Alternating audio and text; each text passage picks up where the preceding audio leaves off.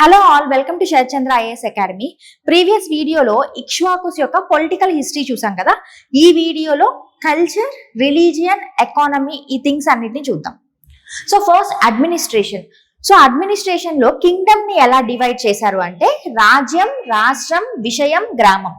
So రాజ్యం కింద రాష్ట్రం ఉంటుంది, రాష్ట్రం కింద విషయం, విషయం కింద గ్రామం. సో రాజ్యంకి హెడ్ ఎవరు? కింగ్. రాష్ట్రానికి రాష్ట్రకుడు, విషయంకి విషయ గౌడ, గ్రామంకి గ్రామ పంచి అండ్ మహాగ్రామం అనేది ఒకటి ఉంటుంది. సో ఈ మహాగ్రామంకి వచ్చేసి మహాగ్రామిని ఆర్ గ్రామిని. నెక్స్ట్ తలారి. సో తలారి అనే పర్సన్ గురించి ఇక్ష్వాకు ఇన్స్క్రిప్షన్స్ లో మెన్షన్ చేసిన తెలుగు వర్డ్ ఏంటి అంటే తలారి అనేది మెన్షన్ చేస్తున్నారు. సో తలారి యొక్క డ్యూటీ ఏంటి? విలేజ్ ని ప్రొటెక్ట్ చేయడం. Village protector or head men అంటారు, విలేజ్ హెడ్ మెన్ అంటారు తలారి అంటే. సో ఇది గుర్తుపెట్టుకోండి. నెక్స్ట్ కొన్ని ఇంపార్టెంట్ రాష్ట్రాలు ఉన్నాయి ఇందులో. సో అవి చూద్దాం. సో ఆ ఇంపార్టెంట్ రాష్ట్రాలు ఏంటి? పుగియ రాష్ట్రం. పుగియ రాష్ట్రం అంటే పాకనాడు.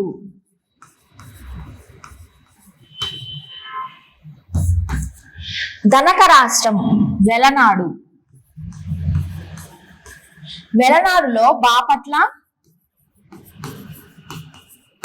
రేపల్లి ఆర్ రేపల్ల, తెనాలి ఇవి మూడు ఉంటాయి వెలనాడు కింద. కర్మ రాష్ట్రం గుంటూరు. నెక్స్ట్ ముండా రాష్ట్రం నెల్లూరు. నెక్స్ట్ వేంగో రాష్ట్రం చిత్తూరు. శాతవాహన రాష్ట్రం బళ్ళారి. బళ్ళారిని శాతవాహన రాష్ట్రం అంటారు. హిరణ్య రాష్ట్రం కడప, కర్నూలు. హిరణ్య అంటే కడప, కర్నూలు. సో ఇవి ఎలా గుర్తుపెట్టుకుంటారంటే కొన్నిటికి గుడ్డి గుర్తులు పెట్టుకుందాం. లైక్ ధనక రాష్ట్రం అన్నారు. ధనం అంటే మనీ కదా. సో వేలనాడు, సో 1000 ని 2000 ని 1000, 2000 ఇలా అంటాం కదా, వేలు అంటాము. సో వెలనాడు అంటే ధనక రాష్ట్రం, మనీ అని గుర్తుపెట్టుకోండి. ధనక రాష్ట్రం అంటే వెలనాడు. కర్మ రాష్ట్రం గుంటూరు. గుంటూరు దేనికి ప్రసిద్ధి? చిల్లీస్ కి. చిల్లీస్ తింటే కారంగా ఉంటుంది కదా. సో కర్మ రాష్ట్రం గుంటూరు, ఇలా గుర్తుపెట్టుకోండి. నెక్స్ట్ హిరణ్యం అన్నా కూడా ఏంటి? మనీ అన్నమాట అర్థం. హిరణ్యం. సో కడప, కర్నూలు. రాయలసీమనే రత్నాల సీమ అని పిలుస్తూ ఉంటారు కదా. సో రాయలసీమలో ఉన్నవి ఏంటి? కడప, కర్నూలు. సో ఆ రత్నాలనే హిరణ్యం అంటున్నాం అని అట్లా గుర్తుపెట్టుకోండి. సో జస్ట్ గుర్తుపెట్టుకోవడానికి చెప్తున్నాను, మీకు నచ్చినట్లు గుర్తుపెట్టుకోండి. So next, so Ikshvaku time period లో నేరాలను ఎలా నిర్ధారించే వాళ్ళంటే 9 దివ్య పరీక్షల ద్వారా నిర్ధారించేవాళ్ళు. వాటిలో ఇంగ్లీష్ లో డివైన్ టెస్ట్ అంటాము. సో అందులో ఫస్ట్ వన్ వచ్చేసి తులదివ్య. తులదివ్య అంటే ఏంటి అంటే ఆ నిందితుడిని వేయి చేస్తారు, అంటే తూకం వేసి నిర్ధారిస్తారనమాట. నెక్స్ట్ జలదివ్య అంటే ఏంటి అంటే నీళ్ళల్లో మునిగి అక్కడ ఉన్న వస్తువుల్ని తీసుకురావాలి. సో వాటర్ లో మునిగి వస్తువుల్ని తీసుకురావాల్సి ఉంటుంది. అగ్నిదివ్య. సో అగ్నిదివ్య అంటే నిప్పుల మీద నడవాలి, కాలకుండా నడవాలంట. ఫైర్ మీద నడవాల్సి ఉంటుంది, నిప్పుల మీద.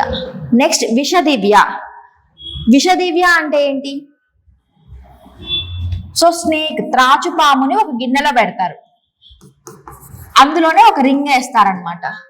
సో చేయి లోపలికి పెట్టి ఆ రింగ్ ని బయటకు తీసుకురావాలి, స్నేక్ కాటేయకుండా, త్రాచుపాము కాటేయకుండా. దాన్నే విషదివ్య అంటారు. నెక్స్ట్ కోసదివ్య. సో కోసదివ్య అంటే ఏంటి అంటే దేవతామూర్తి, లైక్ ఐడల్స్ ని, దేవుని విగ్రహాలని క్లీన్ చేసిన వాటర్ ని తాగి బతకాలి. క్లీన్డ్ వాటర్ ని తాగాలన్నమాట. ఐడల్స్ ని క్లీన్ చేసిన వాటర్ ని తాగాల్సి ఉంటుంది, అది కోసదివ్య అంటారు. నెక్స్ట్ తండుల దివ్య. సో తండుల దివ్య అంటే ఏంటి? మంత్రించిన బియ్యాన్ని తినాలి, రైస్ ని. రైస్ ని తినాలి, మంత్రిచ్చిన బియ్యాన్ని తింటే తండ్రుల దివ్య అంటారు. తప్తి మసక, వేడి వేడి హాట్ ఆయిల్లో నాణాలని కాయిన్స్ ని తీయాలి, హాట్ ఆయిల్లో నుంచి కాయిన్స్ ని తీయాల్సి ఉంటుంది. ఫలదివ్య, సో ఫలదివ్య అంటే ఏంటి అంటే కాలుతున్న కడ్డీని ఇనుప రాడ్ ని పట్టుకొని, హాట్ రాడ్ ని పట్టుకొని బియ్యం రైస్ ని నలపాలి ఆ చేతులతో. ఫస్ట్ రాడ్ ని పట్టుకొని, కాలుతున్న రాడ్ ని, తర్వాత బియ్యాన్ని నలపాలంట. సో దాన్నే ఫల దివ్య అంటారు. ధర్మ అధర్మ దివ్య, సో ధర్మమూర్తి అధర్మమూర్తి ఐడల్స్ ఉంటాయన్నమాట. సో అవి కళ్ళు మూసుకొని ఇలా పట్టుకున్నప్పుడు సెలెక్ట్ చేసుకోవాల్సి ఉంటుంది. సో అధర్మాన్ని సెలెక్ట్ చేసుకుంటే వాళ్ళు నిందితుడని, ధర్మాన్ని సెలెక్ట్ చేసుకుంటే ధర్మమూర్తి విగ్రహాన్ని వాళ్ళు పట్టుకున్నట్లయితే వాళ్ళు నిర్దోషిగా నిర్ణయించడం జరుగుతుంది. సో ఇవి 9 డివైన్ టెస్ట్ ఇక్ష్వాకు డైనాసిటీలో ఉన్నవి. Next economy. సో ఇంకొకటి మర్చిపోయాను. సో వాళ్ళ అడ్మినిస్ట్రేషన్ లో మీరు గుర్తుపెట్టుకోవాల్సింది ఏంటంటే మహాదండనాయక అండ్ మహాతల్వార్ అనే వర్డ్స్ ని కూడా మీరు గుర్తుపెట్టుకోవాలి.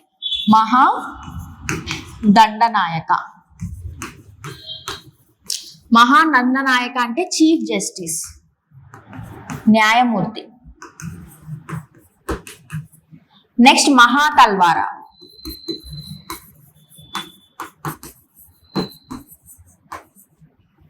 సర్వసైన్యాధ్యక్షుడు.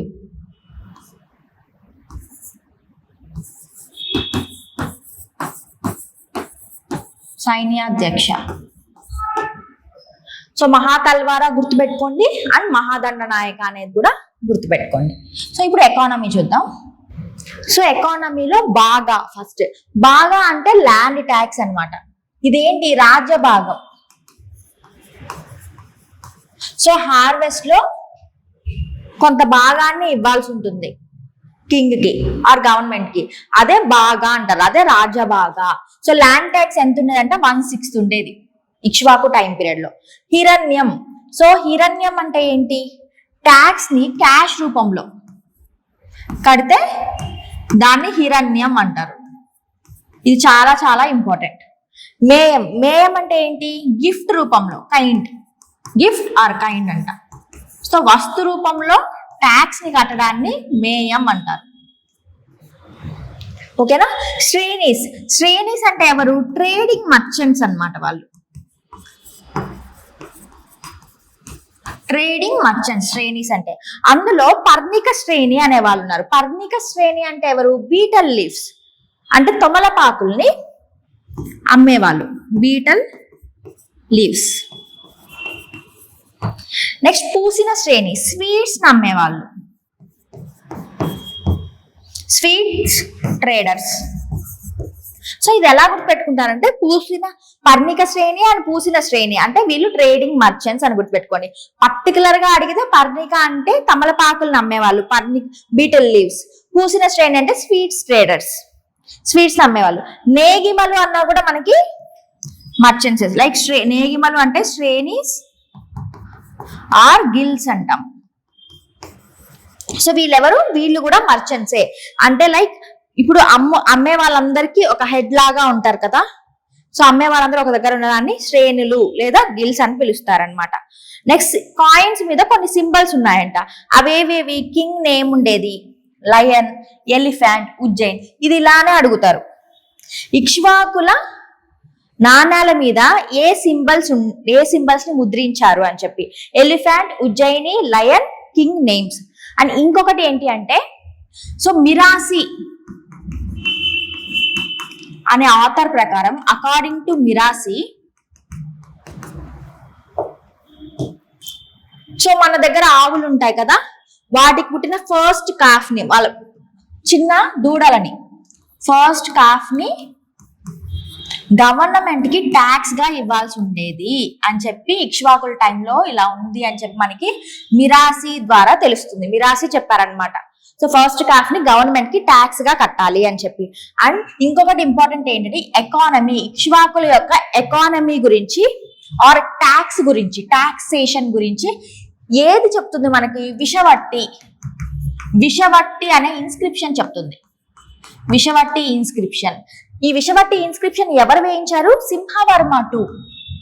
చాలా చాలా ఇంపార్టెంట్. సింహవర్మ 2 వేయించారు. సో ఈ సింహవర్మ 2 అనే వాళ్ళు పల్లవ కింగ్డమ్ కి సంబంధించిన పర్సన్.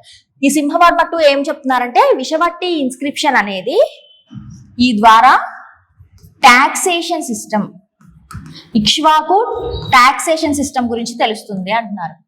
సో ఇక్ష్వాకుల టాక్సేషన్ సిస్టమ్ గురించి ఏ ఇన్స్క్రిప్షన్ చెప్తుంది అని అడుగుతారు.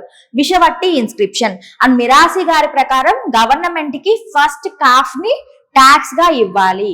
సో ఇది economy. So and imports and exports కూడా చూద్దాం. సో మెయిన్ ట్రేడింగ్ పోర్ట్ వచ్చేసి మనకి ఘంటశాల ఉండేది. అప్పుడు Ghantasala main important trading port. Next imports చూస్తే gold, silver, glass, wine.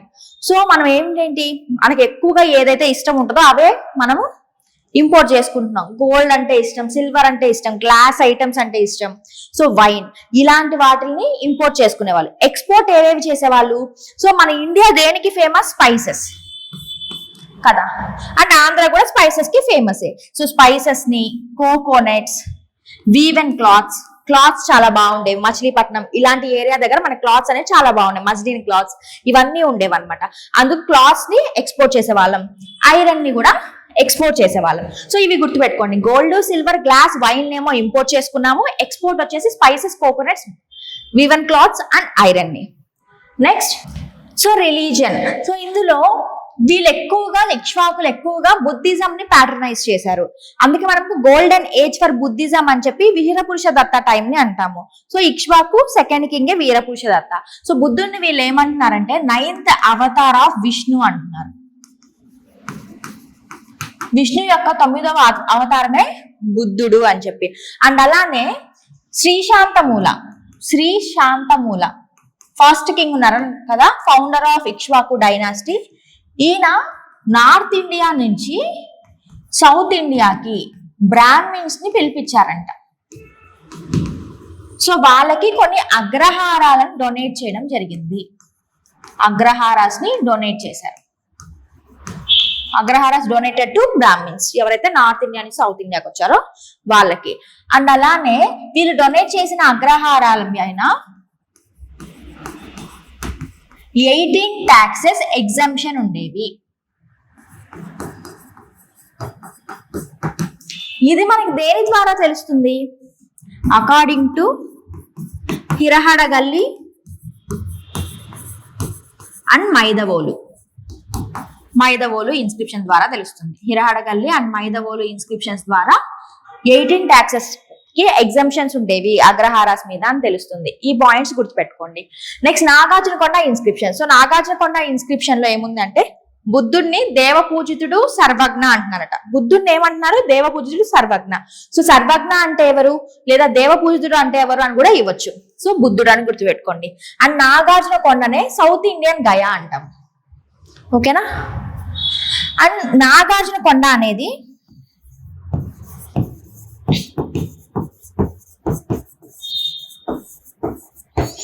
Mahayana Buddhism కి, మహాయాన బుద్ధిస్ట్ సెక్ట్ కి main block or main area అని చెప్పచ్చు. నాగార్జునకొండ అనేది మహాయాన బుద్ధిస్ట్ సెక్ట్ కి మెయిన్ ఏరియా ఇది. ఓకేనా. Next worshipping Buddhist statues start అయింది. అంటే ఐడల్ వర్షిప్ స్టార్ట్ అయింది.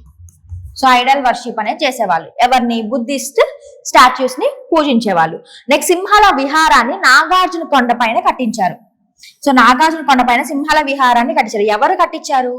శ్రీలంకన్ కింగ్స్ కట్టించారు. ఎందుకంటే బుద్ధిస్ట్ సెయింట్స్ అక్కడికి వచ్చినప్పుడు అక్కడ వాళ్ళు బస చేయడానికి అండ్ వాళ్ళ ప్రీచింగ్స్ ఇవ్వడానికి సింహల విహారాన్ని కట్టించడం జరిగింది.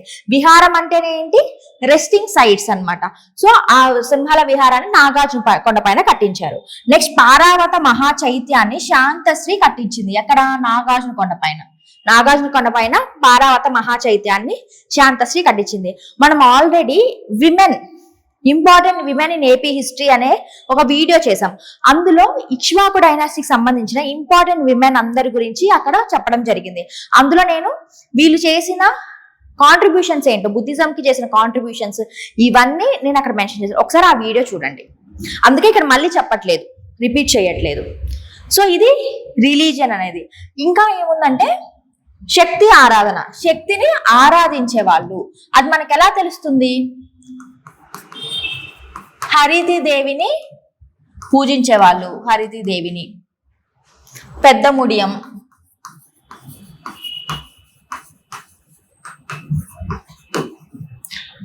ఇవి టెంపుల్ బోర్డ్స్ ఉంటాయి కదా, rock boards, temple rock boards. దీని గురించి మనకు తెలుసు. అంటే వీళ్ళు శక్తిని ఆరాధించే వాళ్ళు, అంటే అమ్మవారిని పూజించే వాళ్ళు, హారతి దేవిని. అండ్ అలానే పెద్ద ముడియంలో ఉన్న టెంపుల్ ఉందన్నమాట. సో దీన్ని బట్టి వాళ్ళు శక్తి ఆరాధన చేసే వాళ్ళు అని తెలుస్తుంది. సప్తమాత్రికాస్ అంటే గాడెస్,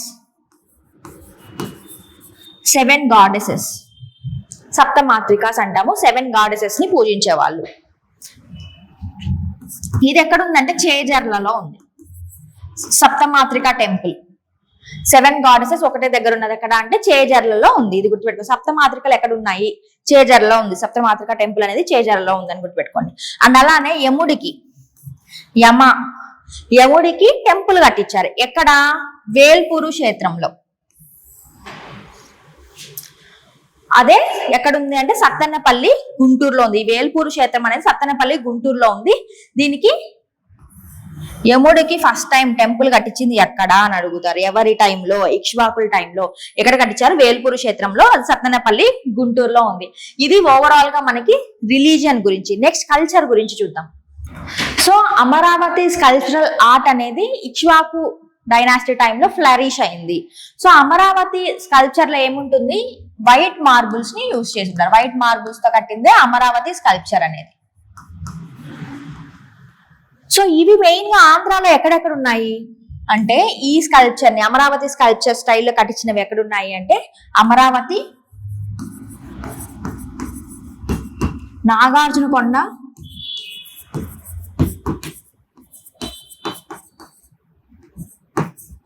బట్టిప్రోలు,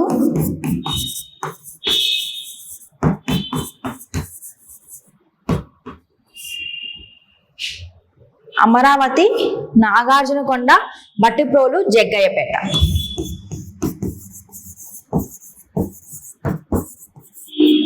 ఈ 4 ఏరియాస్ లో అమరావతి స్కల్ప్చర్స్ ఉన్నాయి అన్నమాట. సో ఈ ఆర్ట్ తో కట్టించినవి ఉన్నాయి. సో ఇవి మర్చిపోకండి.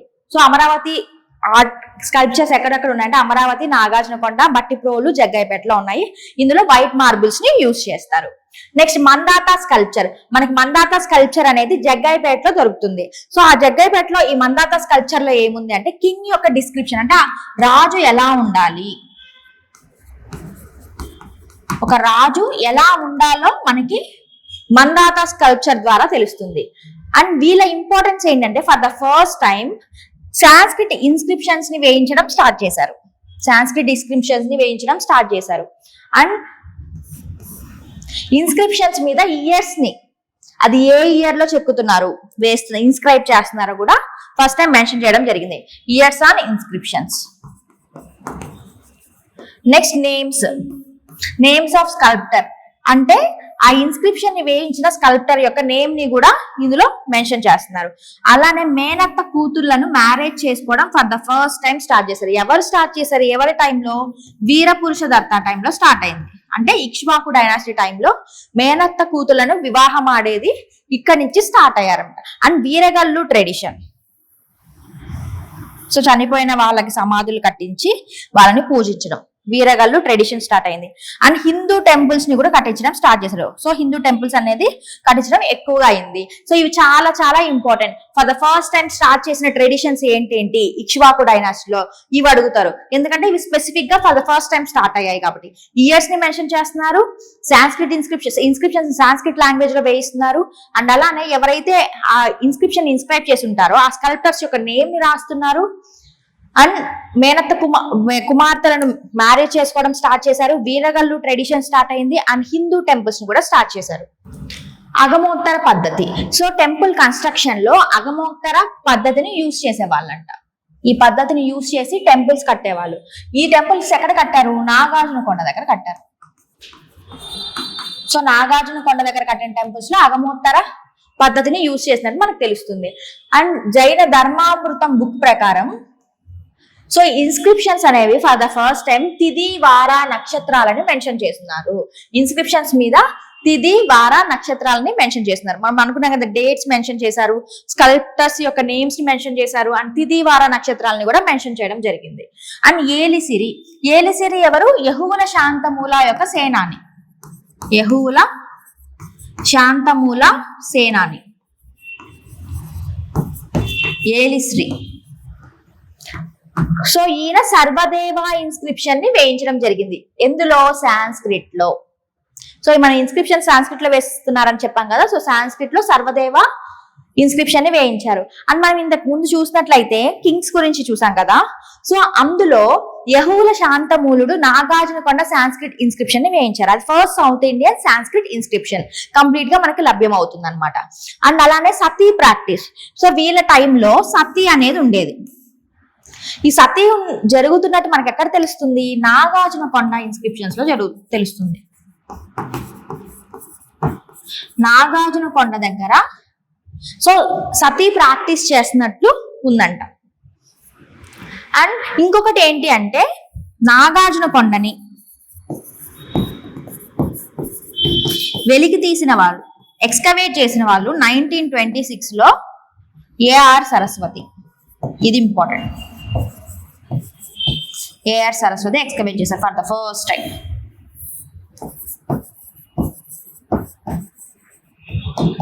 అండ్ నాగార్జున కొండలో sound and acoustic science centre ఉంది. Sound and acoustic science centre ఎక్కడ ఉంది? నాగార్జున కొండలో ఉంది. అండ్ ఇంకొకటి ఏంటంటే ఐలాండ్ మ్యూజియం. ఐలాండ్ మ్యూజియం ఎక్కడుంది? నాగార్జున కొండలోనే ఉంది. ఓకేనా? ఇవి ఇంపార్టెంట్. సతీ ప్రాక్టీస్ చేస్తున్నట్టు నాగార్జున కొండలో ఉంది. అండ్ నాగార్జున కొండలోనే మనకి ఇక్ష్వాకు డైనాస్టీ సంబంధించిన 5 ఇంపార్టెంట్ లైఫ్ స్టైల్స్ గురించి అక్కడ చెక్కబడి ఉన్నాయంట. మనం చూసాం కదా, వీరపురుష దత్త గురించి ఒక 5 థింగ్స్ ని చెక్కారు నాగార్జున కొండ దగ్గర అని చెప్పి అవి. సో ఇది ఇంపార్టెన్స్. ఒక్కసారి చూడండి ఓవరాల్ గా. So Ikshvaku dynasty administration Kingdom ని ఎలా డివైడ్ చేశారు, ఈ నేమ్స్ అన్ని కూడా ఇంపార్టెంట్. నెక్స్ట్ ఇంపార్టెంట్ రాష్ట్రాలు, ముఖ్యమైన రాష్ట్రాలు ఏవేవి, వాటికి ఇప్పుడున్న నేమ్స్ ఏంటి. 9 దివ్య పరీక్షలు. సో ఎకానమీ, ల్యాండ్ ట్యాక్స్ ఎంత ఉండేది, హిరణ్యం అంటే ఏంటి, మేయం అంటే ఏంటి, శ్రేణులు అంటే ఎవరు, ట్రేడ్ మర్చెంట్స్. నెక్స్ట్ కల్చర్ చూస్తే అమరావతి స్కల్ప్చర్ ఆర్ట్ అనేది ఇక్కడ ఫ్లరిష్ అయింది. ఇది చాలా చాలా ఇంపార్టెంట్. మందాత స్కల్ప్చర్ ఎక్కడ ఉంది అంటారు, జగ్గాయపేటలో ఉంది. సో ఈ అమరావతి స్కల్ప్చరల్ ఆర్ట్ ఎక్కడెక్కడ ఉన్నాయి మనకి? ఆంధ్రాలో అమరావతి, నాగార్జున కొండ, బట్టిప్రోలు, జగ్గాయపేట. సో నాగార్జున కొండ అనేది మహాయాన బుద్ధిజం కి మెయిన్ సెంటర్. సో ఇవి ఓవరాల్ గా ఇక్ష్వాకు డైనాస్టీ గురించి. సో ఈ క్లాస్ లో ఇక్ష్వాకు డైనాస్టీ అనేది కంప్లీట్ అయిపోయింది. సో నెక్స్ట్ క్లాస్ లో లేటర్ ఇక్ష్వాకుస్ గురించి చూద్దాం. సో ఫర్దర్ వీడియోస్ కోసం Sharathchandra IAS academy YouTube channel ని సబ్స్క్రైబ్ చేసుకోండి.